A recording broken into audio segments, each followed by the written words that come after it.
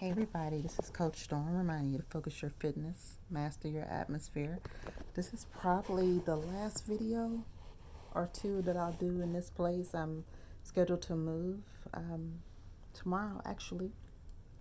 I wanted to stop by and do a quick video, and this may be posted later at a later date, but when we're talking about healing, a lot of it's about self-work. And in full transparency, a lot of what I share with you guys have been situations and practices that I've had to enact for myself. And there are also things that I would have liked to have enacted for my loved ones. Not everybody knows this, but I do have people that are very close to me um, that suffer from different emotional, I'll call them ailments. And you always want to see people do better. You always, even if you don't see eye to eye, you never want anybody that you love to suffer unnecessarily.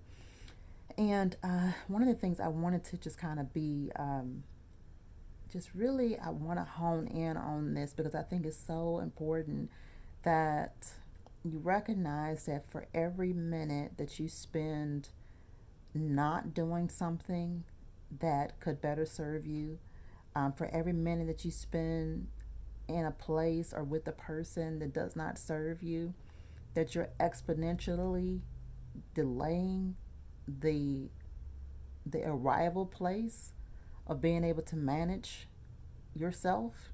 And when I say manage yourself, I mean like you are your number one client and you are your own business owner. At the same time, you're both of those things. You're the person you have to take care of, and you're also the person that's responsible for you. I never really, I heard people say that before, but it never really hit home till I thought about it. And I guess the best example that I can give you for that is staying in a relationship or entertaining a relationship that you know ultimately won't serve you. Trying to see potential in people, wanting people to be something that they themselves don't want to be. And if you think about the amount of time that you spent with that person or in that situationship, and then you add the amount of time that it took for you to get over that, if you took the time to do it, nonetheless, you've just taken the time that you spent in that situation, and you've also added the time that it's taking you to get over it. You've added the amount of time that you may have spent going into another dysfunctional situation. You've added all that time, and none of it was dedicated towards healing. You see what I mean? None of it was dedicated towards healing. And so healing has to take place. There is no room for anything new until you start the healing process. And that's a hard pill for a lot of us to swallow. It's a lot of self work.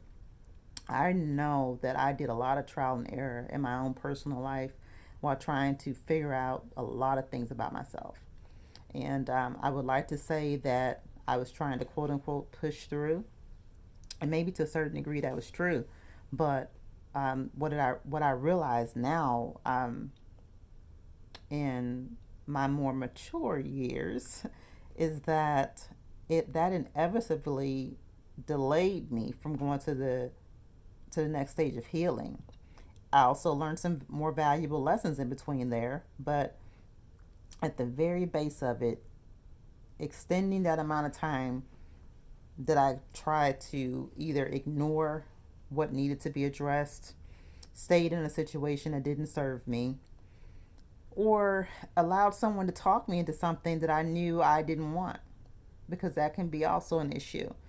You have to be very careful about that. Um, and I say that to people too, also who have not yet reconciled within themselves what it is that they actually need to do for them in order to be happy with anybody. Because I can't stress that enough. Until you fix you, you won't be good for nobody. A lot of people want to say you can meet somebody and they can help heal you through this or help heal you through that. I think that's crap. I do. You have to take that time with you to get you together first, okay? And then they can help aid you after you've done your work, but they can't do it for you. Okay, 5-minute video. Be blessed.